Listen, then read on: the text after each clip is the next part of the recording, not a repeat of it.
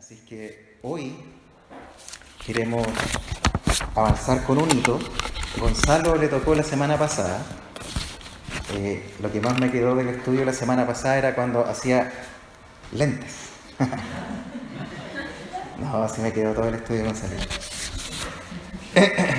Y vimos ese mensaje a los ancianos. Lo importante que Pablo, que resaltaba era no se desvíen a los ancianos de la iglesia. Cuidado con la doctrina. De ustedes mismos, les dijo, se van a levantar falsos maestros.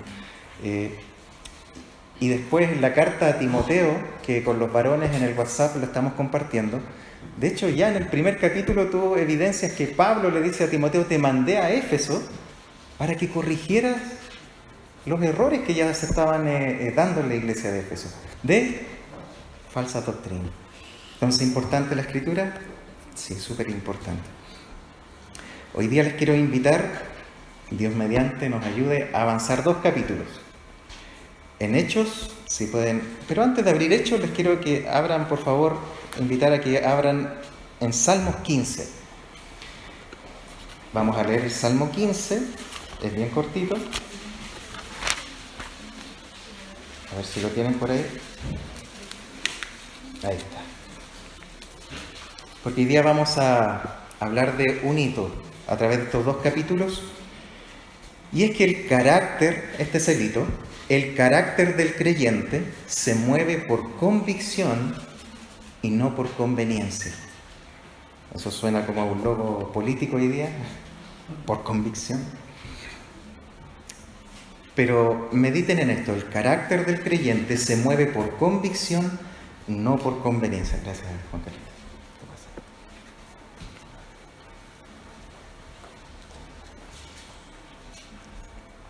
Mira el Salmo 15 como lo dice. Jehová, ¿quién habitará en tu tabernáculo? ¿Quién morará en tu monte santo? El que anda en integridad y hace justicia, y habla verdad en su corazón. El que no calumnia con su lengua, ni hace mal a su prójimo, ni admite reproche alguno contra su vecino. Aquel a cuyos ojos el vil es menospreciado, pero honra a los que temen a Jehová. El que aún jurando en daño suyo, no por eso cambia. Quien su dinero no dio a usura, ni contra el inocente admitió cohecho, el que hace estas cosas no resbalará jamás. Oramos para comenzar este estudio. Padre, Señor, queremos darle gracias, Señor, por todo lo que usted ya ha empezado a hacer desde la mañana temprano en nuestra iglesia, y también por lo que va a hacer ahora con su palabra, Señor. Nos presentamos tal cual somos, tal cual estamos, Señor. Usted conoce lo profundo, lo íntimo de cada uno, desde el que predica hasta el hermano más nuevo. Acá en la iglesia usted conoce todo, Señor, todo. Y nos conoce tal cual somos.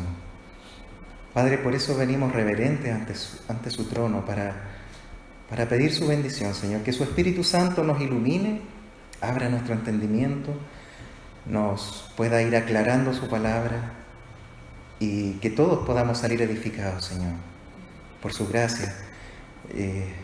Tenga misericordia en este caso de mí, del que predica, para poder compartir su palabra, Señor, con honestidad, con fidelidad, y que estos 5 panes, 2 peces que uno tiene, Señor, usted los pueda multiplicar en el corazón de cada uno de los que estamos acá.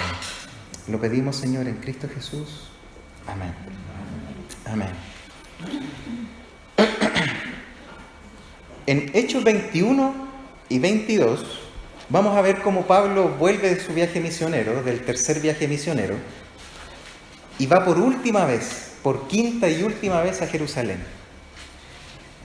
¿Y por qué es importante explicar un poquito la introducción de este hito que vamos a ver, que el carácter del creyente se mueve por convicción y no por conveniencia? Todo eso lo podemos, si lo pudiéramos cerrar en un paréntesis, se le llama santificación. Esa es la santificación.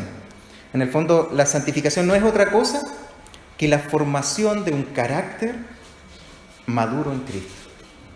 Eso es. Hoy día tenemos algunas ideas un poco ¿Qué ¿Quién no fue a un retiro de jóvenes y tiró el palito ahí o el papelito con el pecado que más le atormentaba la fogata? ¿Cuántos de aquí no lo hicimos? ¿Cierto? Es como que se acostumbra a esa forma de santificarnos como una vez al año. Como que venimos todo el año de mal en peor y llegamos a nuestro retiro de mujeres, de hombres, de jóvenes y llegamos a ese tiempo como que nos volvemos a consagrar. En realidad la idea bíblica de santificación no es eso, porque eso es como una vez al año, en donde nuestra vida ha ido de porrazo, de tumbo en tumbo y llegamos a ese tan esperado momento de consagración. Esa es una escuela, de hecho, de pensamiento dentro de la iglesia, que nos enseñan que la santificación es como eso, es solamente un tiempo especial en donde me rindo con todos mis afectos al Señor, en un momento íntimo, con canciones, pero la verdad es que la santificación es mucho más que eso. La santificación viene proporcionalmente a la convicción que cada uno de nosotros va a ir desarrollando en nuestra vida como creyentes. Piensen en eso un poquito. ¿Y qué es convicción? La convicción es seguridad que tiene una persona de la verdad o certeza de lo que piensa y siente. Es decir, cuando mi voluntad se mueve por el sentir que produce mi pensar. ¿Se entendió? No se entendió mucho. Vamos de nuevo.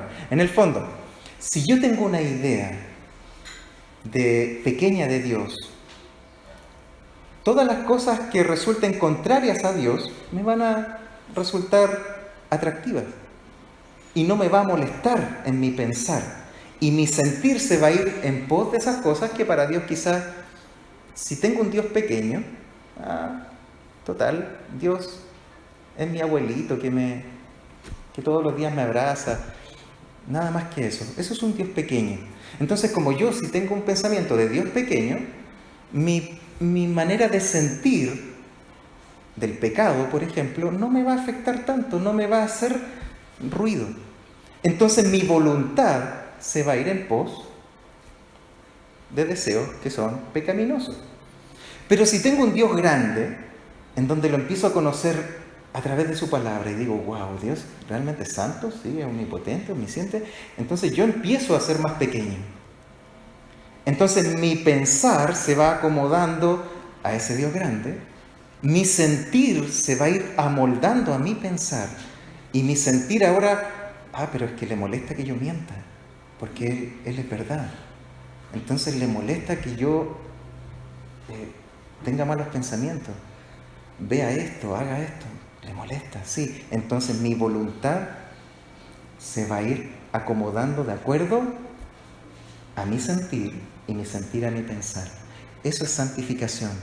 Es cuando Dios empieza a crecer en nosotros y nuestras convicciones se empiezan a moldar a la voluntad de Dios. Por eso es importante que el carácter del creyente se mueve por convicción, no solo por conveniencia. ¿Ya? Hebreos 11:1. ¿Quién se lo sabe de memoria?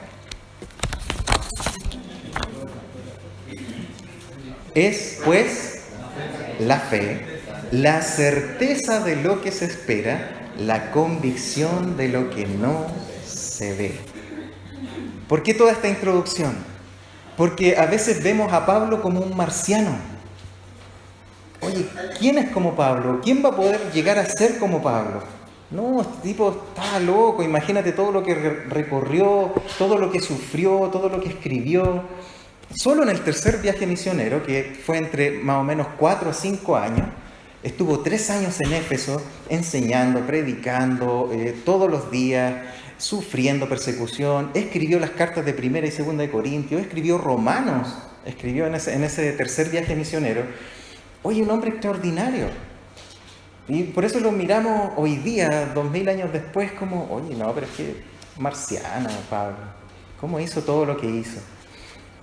Y la verdad es que él hizo lo que conforme a su conocimiento de Dios, él iba Nada más que en el fondo iba sometiendo su voluntad a su sentir, y su sentir se iba sometiendo a su pensar, a lo que él entendía de Dios, a lo grande que era Dios.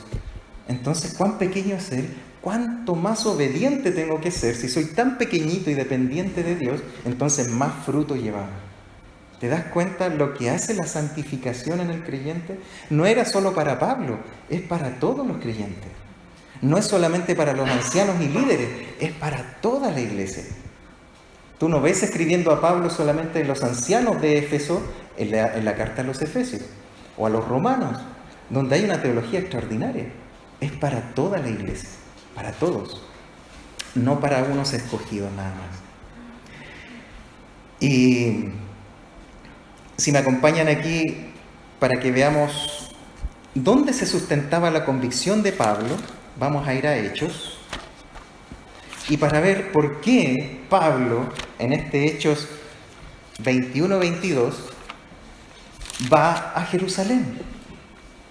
¿Por qué si todos los hermanos que le iban mirando, le iban viendo, le decían no vayas a Jerusalén? Incluso dice el texto, le decían por el Espíritu, en E mayúscula, le decían no vayas a Jerusalén, porque vas a sufrir. ¿Se acuerdan del Salmo 15? El que aún jurando en daño suyo, no por eso cambia. Eso es convicción. Eso es tener certeza de lo que soy y hacia dónde voy. Y mira, en Hechos 20, aquí está donde se sustenta la fe de Pablo, la convicción de Pablo. Mira si me acompañan ahí un poquito nada más a Hechos 20, del 22 al 24 dice, y aquí Pablo les reconoce a los ancianos de Éfeso y les dice, miren, ahora he aquí, ligado yo en espíritu, voy a Jerusalén, sin saber qué allá me ha de acontecer.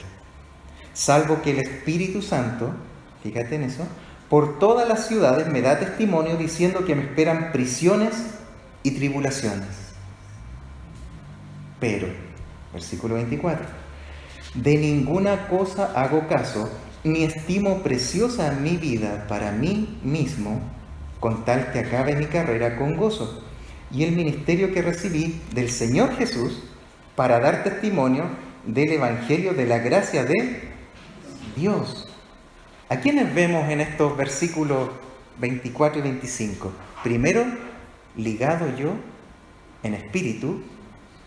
El espíritu es la persona, es el carácter de la persona, el interior, lo que tú eres por dentro, lo que tú eres cuando estás a solas. Y Pablo dice que está ligado, esa palabra ligado es encadenado. Estoy encadenado, dice, en espíritu, y voy a Jerusalén sin saber lo que allá me ha de acontecer, salvo que el Espíritu Santo, la persona del Espíritu Santo.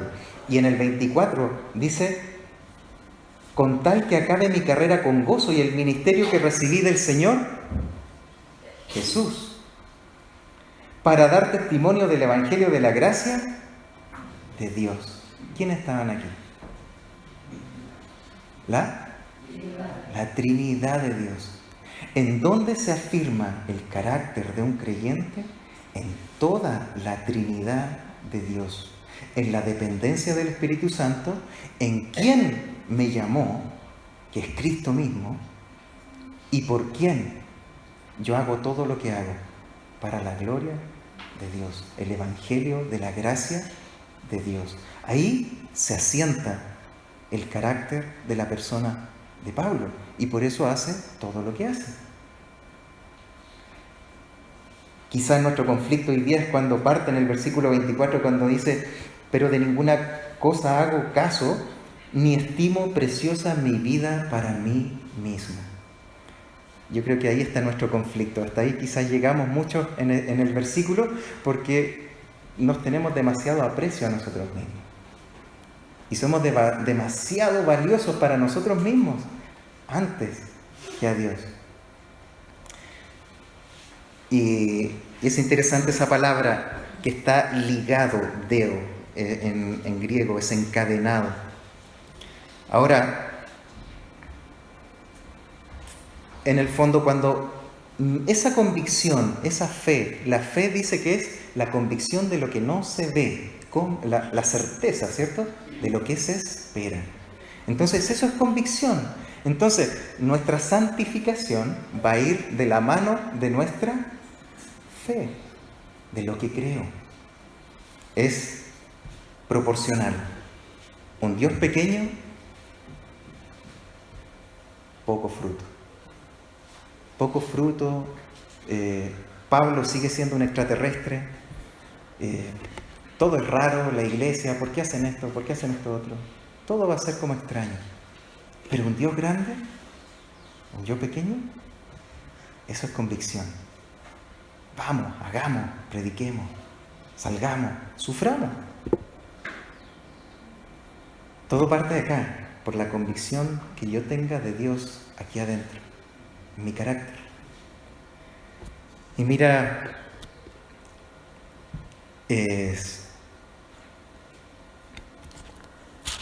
¿se acuerdan cómo parten las bienaventuranzas? Bienaventurados los pobres. De ahí comenzamos. Ese es el tema, que nosotros no nos encontramos demasiado importantes, ricos. Lo contrario a pobre. Y dice, bienaventurados los pobres. Así parte la bienaventuranza, el sermón del monte. Bienaventurados los pobres en espíritu. Después sigue con bienaventurados los que lloran.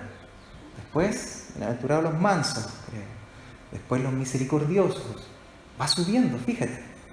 Después los que tienen hambre y sed de justicia. Después los pacificadores.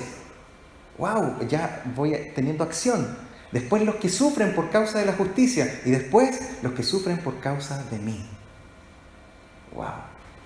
Eso es santificación. Vas creciendo en la gracia de Dios. Y quizás estoy sufriendo, y te aseguro que todo mártir,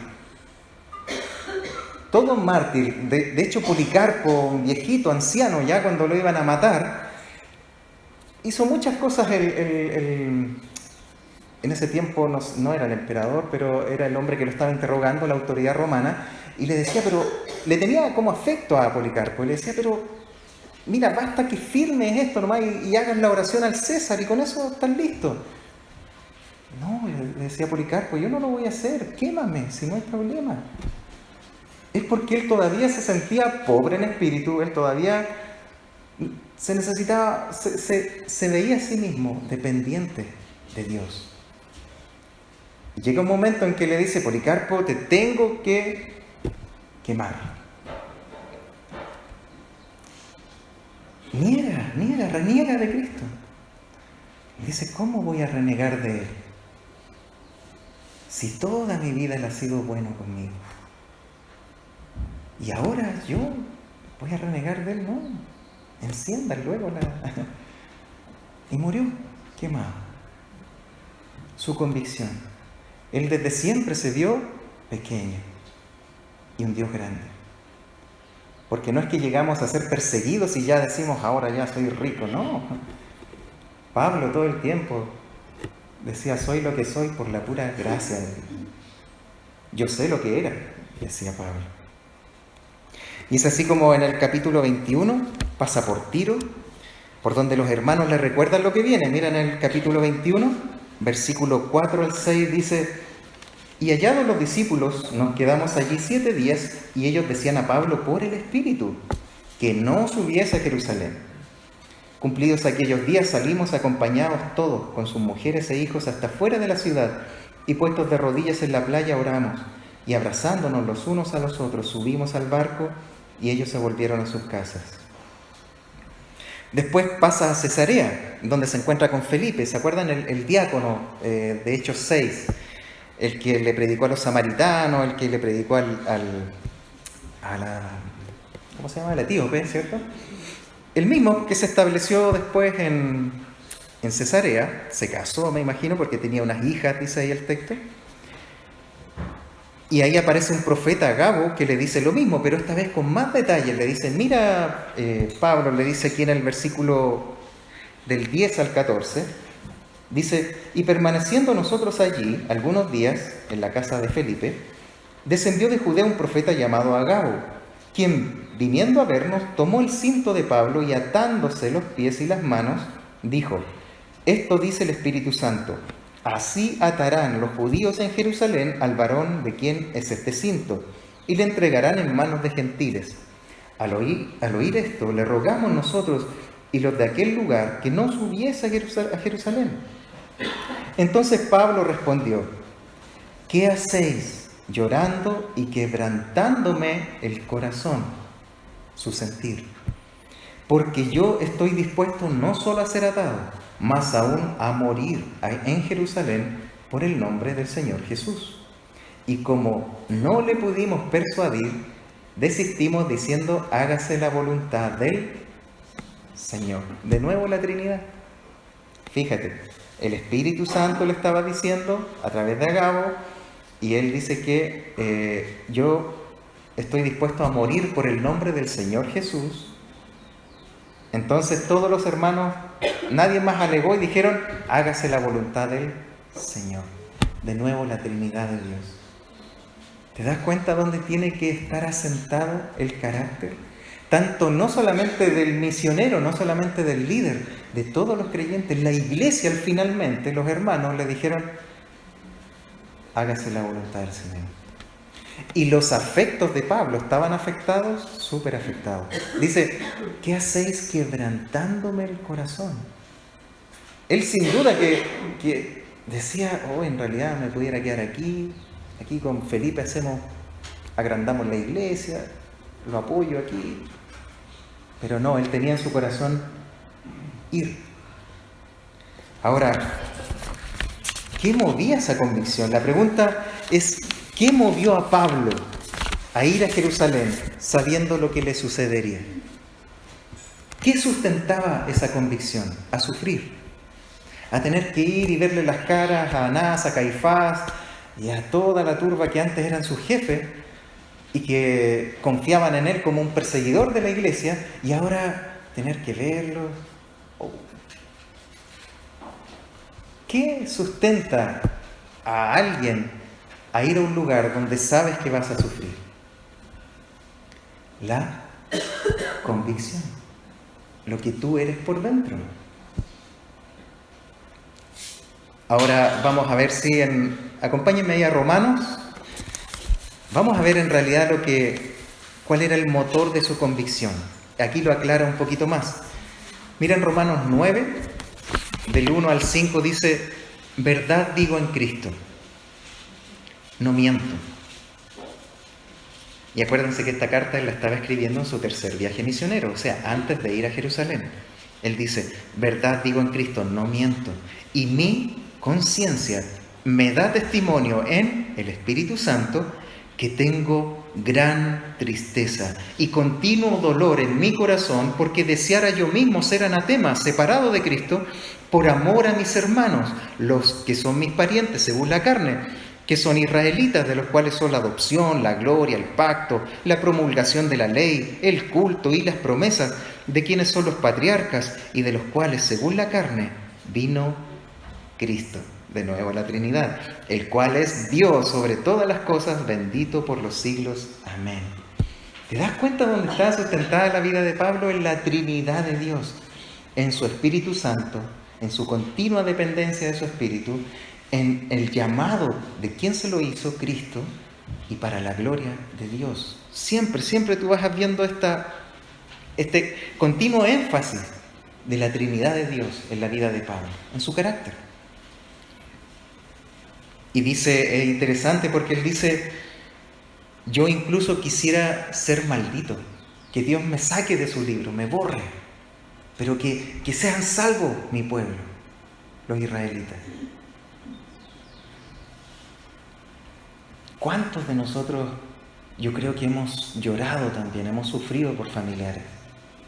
Pero también está el caso cuando no sufrimos por nuestros familiares, o no nos importan mucho, sino que entramos en esta vorágine evangélica, cristiana, de activismo, de cosas en donde yo me siento útil y me siento vivo, entonces me da lo mismo lo que piensa en mi familia, y los domingos te queremos ver, no, porque no, yo tengo mis cosas solamente en la iglesia, y nos olvidamos. No es sano. Porque lo que pasa con el pueblo, con nuestras orígenes, nuestras familias, rechazo. Así me pasó a mí en lo personal. Fue como tan radical mi cambio a los 19 años que wow, sí, Cristo, y me olvidé de mi familia. Y hoy día, hasta el día de hoy, creo que al ir a ver está siempre cuando les empiezo a compartir de Cristo, y nos pasa, hemos cometido esos errores, esos excesos muchas veces. Y en Romanos 10, en el versículo 1, dice: hermanos, ciertamente el anhelo de mi corazón y mi oración a Dios por Israel es para salvación. No se cansaba Pablo de orar por su nación. Pero él sabía en el versículo, en el 9:5, que según la carne vino Cristo, el cual es Dios sobre todas las cosas, bendito por los siglos. Él estaba primero.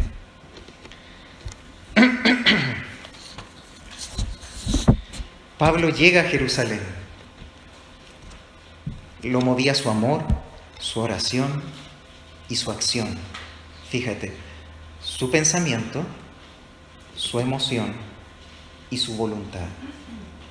No era solamente una buena intención, terminaba en acción esa intención. Y piensa, ponte en la cabeza de Pablo, va caminando rumbo a Jerusalén. El Espíritu Santo le venía diciendo aquí, como me imagino, como mosquito en la oreja, así: vas a sufrir. Y va caminando para allá y sabe, va viendo la ciudad. Y ese año es el 57 después de Cristo, o sea, quedaban 13 años de gracia para Jerusalén. El año 70 fue destruida. ¿Por qué? Porque Jerusalén era un polvorín político. Cada vez estaban más radicalizados los judíos en contra de los romanos. Entonces, cada año que pasaba era más peligroso ir a Jerusalén. Y además estaban los hermanos, que la iglesia se había quedado un poco en sus tradiciones, en acomodar la gracia con también la ley de Moisés. Y va Pablo, ponte en el corazón de él. Es como que vas a donde tu familia, donde sabes que hay un paganismo tremendo, donde empiezas a hablar de Cristo y te tienen alergia, donde todos tienen sus costumbres contrarias a Dios, donde te conocen tu pasado, donde te lo sacan en cara al tiro cuando tú llegas y quieres hablar de Cristo y te dicen: pero si tú... ¿A quién no le ha pasado? Bueno, a mí me ha pasado. Y va igual. Ahí hay que tener convicción. Convicción de por qué vas. Y decide ir. Y llega a la iglesia en donde Pablo cuenta todo lo que le pasó con los gentiles y los hermanos. Oh, qué rico, qué bonito, Pablo. Pero mira, aquí también la iglesia ha crecido con hartos hermanos muy legalistas. Así que te pedimos, porque los rumores dicen de que tú estás en contra de la ley de Moisés. Entonces te pedimos, Pablito, si tú puedes tomar a estos otros varones que están haciendo un voto nazareno, en donde si tú les puedes pagar también para que les corten el pelo, así dejan su voto y todos son felices y te van a ver que tú en realidad andas correctamente. Y Pablo, con todas sus convicciones, en amor, dice: ya, vamos. Me imagino que saca su chauchero. Ya, si me alcanza, ya yo les pago, vamos. Y lo lleva. Y mira aquí lo que pasa. Aquí se cumple en el fondo lo que el Espíritu Santo le venía diciendo en el capítulo 21, en el versículo 33, dice: entonces, aquí los mismos judíos de Asia, que ya venían siendo sus enemigos durante todo su viaje misionero, lo ven y dicen: ahí está el que anda trastornando toda nuestra cultura y toda nuestra idiosincrasia como judíos, atrápenlo porque él es el que habla en contra de la ley de Moisés. Y ahí lo tomaron, lo lincharon, lo golpearon, lo iban a matar, lo sacaron del templo, cerraron las puertas del templo, están a punto de matarlo. Y en el versículo 33 dice: entonces, llegando el tribuno, le prendió y le mandó atar con cadenas y preguntó quién era. y qué había hecho. Pero entre la multitud, unos gritaban una cosa y otros otra. Y como no podía entender nada de cierto a causa del alboroto, le mandó a llevar a la fortaleza. Y todos gritaban: muera, muera, muera. Pregunta: yo creo que cualquiera de nosotros seguro hubiera atendido la advertencia del Espíritu Santo y nos hubiéramos ido a otro lado. Pero Pablo no olvidaba a su nación. Yo digo, es tremendo, es impresionante cuando un hermano siente del Señor ir a China, ir a, no sé, a cualquier lado, a misionar, ¿cierto? Es tremendo y todos decimos: wow, amén. Pero delante de Dios, el ir a China, o ir al Congo, o ir a Corea del Norte, es tan importante y tan válido como cuando Dios nos dice: háblale a tu vecino, háblale a un familiar, háblale a un amigo, háblale a un colega, háblale a un compañero, háblale de mí. Y por la gracia mía, yo lo puedo despertar de la muerte en que está. Es tan válido como ir al Congo, a Corea del Norte, a China. La convicción, al final, si no se traduce en obediencia, no hay santificación. Nuestra santificación está proporcionalmente a nuestra obediencia. Obedecemos poco, nuestra santificación es poca. Obedecemos constantemente, nuestra santificación va a ir creciendo. Dios va a ir siendo más grande, nosotros más pequeños. Y nuestro carácter se va a fundar sobre la Trinidad de Dios. No vamos a hacer lo mismo de Pablo. Pablo. Pero cada uno va a hacer lo que conforme a lo que Dios nos mandó. Y como iglesia vamos a poder hacer lo que Dios conforme a lo que Dios nos mandó. No más ni menos. Obediencia.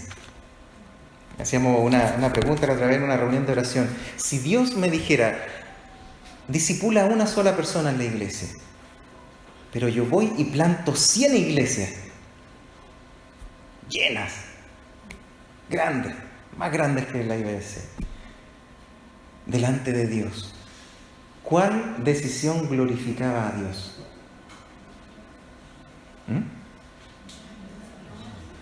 Haber discipulado a esa persona que Dios me dijo que hiciera. ¿Y la otra 100 iglesias, Señor? O sea, la vamos a dejar ahí flotando esa pregunta. Seguro que por la gracia de Dios, Dios lo puede usar. Pero delante del trono de Dios servía la obediencia. Es como cuando Dios me llama a arrepentirme, pero yo quiero seguir activando, haciendo actividades. No, es que yo ya estoy en esto. No, pero yo te estoy llamando a arrepentirte, a tener un tiempo conmigo, intimidad, juntos, solos. Pero es que yo quiero seguir haciendo a la cundidora, muchas veces le echamos. ¿Qué tiene fruto? ¿Qué lleva fruto? La obediencia, que va a estar de acuerdo a mi convicción. Si Dios es grande, no me va a costar, se va a someter mi deseo de seguir sirviendo, se va a someter a su voluntad. Y aquí está Pablo. Vamos a leer rápidamente. Aquí está lo que buscaba Pablo. Esto era lo que buscaba. Capítulo 22, del versículo 1 en adelante, dice: varones, él pide hablar. Les dice: varones, hermanos y padres, oíd ahora mi defensa ante vosotros. Y al oír que él les hablaba en lengua hebrea, guardaron más silencio, y él les dijo: yo de cierto soy judío, nacido en Tarso de Cilicia, pero criado en esta ciudad, instruido a los pies de Gamaliel, estrictamente conforme a la ley de nuestros padres, celoso de Dios, como hoy lo sois todos vosotros. Perseguía yo también este camino hasta la muerte, prendiendo y entregando en cárceles a hombres y mujeres, como el sumo sacerdote también me es testigo, y todos los ancianos, de quienes también recibí cartas para los hermanos, y fui a Damasco para traer presos a Jerusalén también a los que estuviesen allí, para que fuesen castigados. Pero aconteció, me imagino la cara de Pablo ahí, mirándolo, a esa gente que lo único que quería era matarlo, y él dice, pero aconteció que yendo yo al llegar cerca de Damasco, como a mediodía, de repente me rodeó mucha luz del cielo, caí al suelo, y oí una voz que me decía, Saulo, Saulo, ¿por qué me persigues? Yo entonces respondí, ¿quién eres, Señor? Y me dijo, yo soy Jesús de Nazaret, a quien tú persigues. Y los que estaban conmigo vieron la verdad a la luz y se espantaron, pero no entendieron la voz del que hablaba conmigo. Y dije, ¿qué haré, Señor? Es interesante porque esa palabra Señor es la palabra kurios en griego, que es la palabra en que en la Septuaginta los judíos tradujeron Adonai, Jehová, Yahvé, a kurios. Y Pablo le dice, ¿qué haré, Señor? Y el Señor, el kurios, de nuevo, me dijo, levántate y ve a Damasco y allí se te dirá todo lo que está ordenado que hagas. Como yo no veía a causa de la gloria de la luz, llevado de la mano por los que estaban conmigo, llegué a Damasco. Entonces uno llamado Ananías, varón piadoso según la ley, que tenía buen testimonio de todos los judíos que allí moraban, vino a mí. Y acercándose me dijo, hermano Saulo, recibe la vista. Y yo en aquella misma hora recobré la vista y lo miré. Y él dijo, el Dios de nuestros padres te ha escogido para que conozcas su voluntad y veas al justo y oigas la voz de su boca, porque serás testigo suyo a todos los hombres de lo que has visto y oído. Ahora pues, ¿por qué te detienes? Levántate y bautízate y lava tus pecados invocando su nombre. Y me aconteció el 17, vuelto a Jerusalén, que orando en el templo me sobrevino un éxtasis. Le vi que me decía, date prisa y sal pronto de Jerusalén, porque no recibirán tu testimonio acerca de mí. Y yo dije, Señor, ellos saben que yo encarcelaba y azotaba en todas las sinagogas a los que creían en ti. Y cuando se derramaba la sangre de Esteban, tu testigo, yo mismo también estaba presente y consentía en su muerte y guardaba las ropas de los que le mataban. Pero me dijo, ve porque yo te enviaré lejos a los gentiles. Largo texto, yo sé. ¿Oyeron esa palabra? Entonces alzaron la voz diciendo, quita de la tierra a tal hombre, porque no conviene que viva. Entonces los romanos lo tomaron, lo iban a azotar y Pablo dice, soy ciudadano romano, y ahí lo sueltan. Pero ahora empieza después otro viaje, otro caminar. Pero ¿por qué queremos parar acá en este capítulo? Es porque queremos ver dónde se afirma el carácter del creyente. En la convicción de Pablo era el amor por su nación y le llevó por un camino doloroso, pero aún así permaneció. Esa es la fe que santifica. Eso es vivir por fe. Eso es santificación. Algunos, como decíamos al principio, toman la santificación como que viviéramos una vida plana todo el año, entre más caídas que crecer en Cristo, y llega el momento de los retiros en que donde yo me vuelvo a levantar en Cristo. Pero la verdad es que la santificación bíblica, como lo hemos venido diciendo, va así, va siempre subiendo. Tropezamos, sí, caemos, pero en ese gráfico siempre vamos creciendo. Siempre debiéramos ir creciendo en obediencia, en lo que Él es. Nuestra vida hoy no es diferente. Las circunstancias no más cambian a las de Pablo, pero el principio sigue siendo el mismo. Por ejemplo, ser esposo. ¿Es fácil? No es fácil. Ser esposa. ¿Es fácil? No es fácil. ¿Y por qué estamos todavía? ¿Por qué no nos divorciamos? Por una convicción que pasa por sobre mi sentir, ¿cierto? Ser padres, ¿es fácil? No es fácil. Muy difícil. Yo siempre digo que el magíster para la negación es el matrimonio, pero el doctorado para la negación son los hijos. Sin duda que ahí es donde aprendemos a negarnos más. Pero amar, como dice la Escritura, que el marido ame a su esposa como Cristo amó a la iglesia. ¿What? Yo creo que todos decimos, en que la amó, la santificó y dio hasta su vida por ella. Y nosotros vemos la iglesia, y la verdad es que no vemos que la iglesia nosotros mismos respondamos a Cristo así. Pero el Señor nos está preguntando eso. Él dice, no, ama a tu esposa. ¿Cómo se afirma una convicción así para los momentos difíciles? En donde la esposa tiene que aprender a someterse a su esposo y el esposo tiene que aprender a amar a su esposa. Fíjate que son dos cosas diferentes. ¿Cómo? ¿Cómo me sostengo? Por una convicción de un Dios grande, que Dios grande me lo mandó. Y si Él lo manda, entonces Él me provee. Él me proveerá de amor. ¿Para cuando no la amo? ¿Para cuando no siento amar? Entonces ahí mi sentir se somete a la palabra de Dios, que es más importante. Y la fe se perfecciona porque empiezo a entender que si entonces yo empiezo a creer, si Dios me mandó a amar a mi esposa cuando no siento amarla, y a veces cuando no se merece amarla, porque oye, ni siquiera me trata bien. Algunos tendrán un montón de excusas para decir. Es que no hace lo que yo le pido, no, la comida le queda salada, le queda sin sal.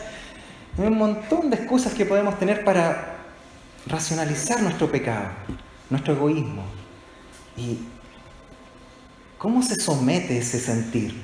Por un Dios grande que es. Él lo mandó, y si Él lo mandó, Él me va a proveer del amor de Cristo a su iglesia, para mí, para mi esposa. Esposa, ¿cómo se somete a un hombre? ¿Cómo me someto si en realidad quiero controlarlo? Digamos las cosas como son. Estamos delante de Dios. Amén. Escuché por ahí, amén, fuerte. Amén, con convicción. Claro, ¿cómo se somete una mujer cuando el hombre no me inspira para yo someterme a él? Porque hay un Dios grande que me dijo, sométete. Sométete a Él y en amor, que tus obras, dice incluso otros textos, que tus obras hablen y le enseñen. Que entienda lo que va a perder si está por perderlo. Pero sométete en amor, que tus obras hablen. Eso es cuando tengo un Dios grande, va a obedecer. Se va a someter. Cuesta, ¿no? Y al final dice, someteos unos a otros en amor. ¡Wow! El hombre pensaba que no se sometía, sí. Sometámonos todos en amor. ¿Cómo me someto a un anciano? ¿Cómo me someto a un hermano que no? Yo no le compro a ese hermano. ¿Cómo me someto? Porque Dios dice que Él pone las autoridades. ¡Pum! Ora por tus autoridades. Dios grande, mi convicción, mi sentir va a cambiar conforme a la convicción, a mi pensar, a la fe. Y eso nos va a santificar y eso nos va a hacer crecer. En amor. En amor. El problema... Perdón.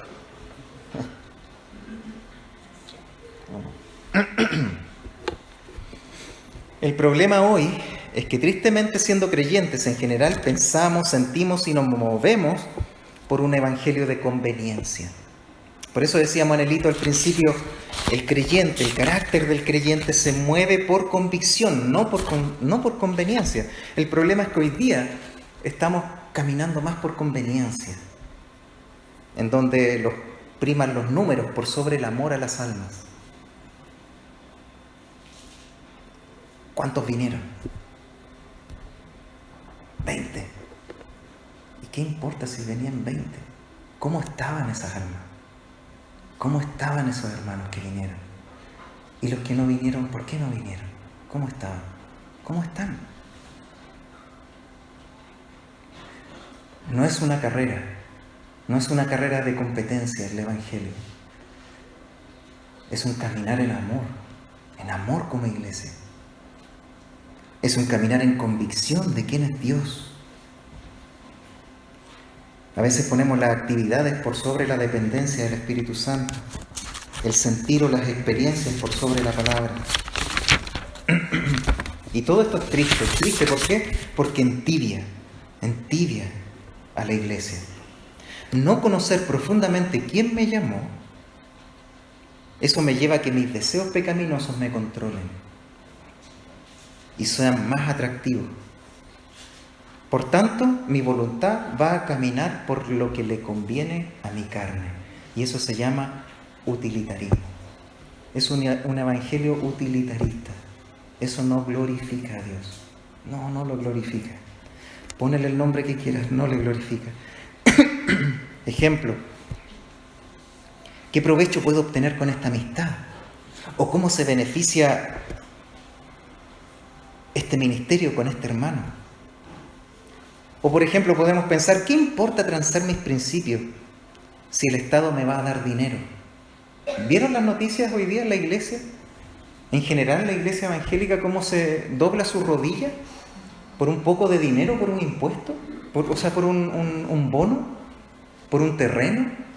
¿Y puedes ser capaces de vender los principios de la palabra de Dios y doblar tu rodilla? ¿Por qué pasa eso? Porque tenemos un Dios pequeño y un gran yo, donde la conveniencia prima. No, tiene que ser grande Dios y pequeño yo, para que ahí me santifique. ¿Qué importa transar hoy día? ¿Cuál es el problema que esta persona no sea creyente y sea mi novio o mi novia? Transar. ¿Cuál es el problema de tener relaciones sexuales antes del matrimonio si yo la amo o él me ama? Transamos. Y buscamos nuestro propio beneficio. ¿Cuál es el problema de mentir, de robar, etcétera? No aprendemos eso de la vida de este hombre. Todos, no solamente Pablo, todos estamos llamados a ser conformados a la imagen de aquel que nos llamó con un llamamiento santo. Santo, eso es santificación. Dios todo lo que toca lo santifica. Créelo, si Dios te tocó, te santificó y te va a seguir santificando, haciendo crecer la imagen de Él. No la imagen tuya, la imagen de Él en ti y en mí. Y ahí nos vamos a santificar, vamos a crecer en amor, vamos a caminar en amor. Nos llamó el cual por su amor por ti, siendo eterno, Cristo se hizo humano, siendo dueño de todo se hizo siervo, siendo santo habitó en medio de pecadores, siendo inocente fue crucificado por pecadores como nosotros, siendo Él la luz, Él venció a las tinieblas. Siendo Él la verdad, Él venció a la mentira. Siendo Él la vida, Él venció a la muerte. Y todo esto, como dice en Apocalipsis 1:6, dice que es para hacernos de Él, de aquel que subió a los cielos y nos dio su Espíritu Santo para guiarnos, enseñarnos, fortalecernos, perdonarnos, consolarnos, levantarnos, para ser de aquel que nos llamó y nos lavó de nuestros pecados con su sangre preciosa y nos hizo reyes, sacerdotes, para Dios, su Padre. A Él sea la gloria, el imperio por los siglos de los siglos.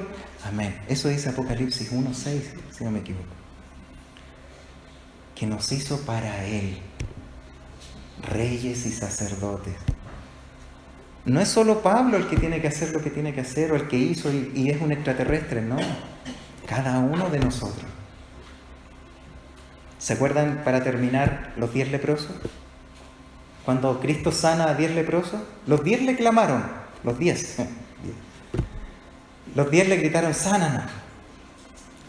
¿Y cuántos volvieron? 1. Y no era ni siquiera judío, era gentil. Y ese uno que volvió, yo me imagino los otros 9, Cristo les dice, vayan y preséntense al sacerdote. Y conforme obedecieron, los 10 obedecieron, fueron caminando y se fueron limpiando.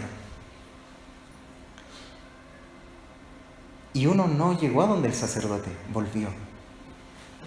su convicción fue mayor a aquel que le prometió.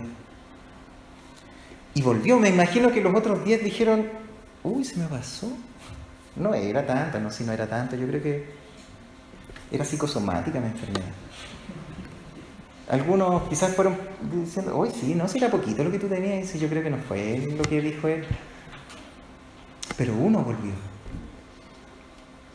Uno volvió. 9 clamaron por conveniencia.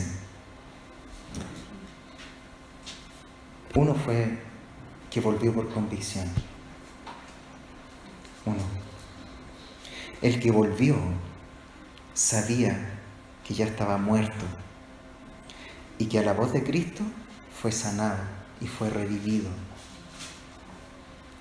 Él volvió por la convicción de lo que él era. Y ahora, y lo que él era ahora por la palabra de Cristo. Ese es nuestro llamado, hermano, a caminar por convicción, no por conveniencia. El carácter del creyente se mueve por convicción, no por conveniencia. Eso es santificación. Y ahí tenemos que hacer nosotros, sí. Ahí somos llamados a trabajar en nuestra salvación, a fortalecer nuestra fe. Para terminar, 1 de Juan 5, el 4 al 5 dice, porque todo lo que es nacido de Dios vence al mundo, lo vence. No creas que ese pecado te va a ganar. Tú puedes vencer a ese pecado, porque crees en aquel que venció. En el mundo, dijo Cristo, tendréis aflicción, pero confiad, yo he vencido al mundo. Y esta es la victoria, dice en 1 de Juan 5, 4, 5. Y esta es la victoria que ha vencido al mundo, nuestra fe. ¿Quién es el que vence al mundo sino el que cree que Jesús es el Hijo de Dios? Ahí está la fe. Esa es la convicción y así nos santificamos. Y todo lo que hagamos que esté asentado en la dependencia del Espíritu Santo, en la convicción de quién me llamó, Cristo, y por quién hago todas las cosas para la gloria de Dios, la Trinidad. Amén. Que Dios nos ayude, porque es una maratón, no es una carrera de 100 metros planos, es una maratón donde tenemos que ir entregándole ese testimonio a la otra generación, lo más fiel posible. Que Dios nos ayude, oremos.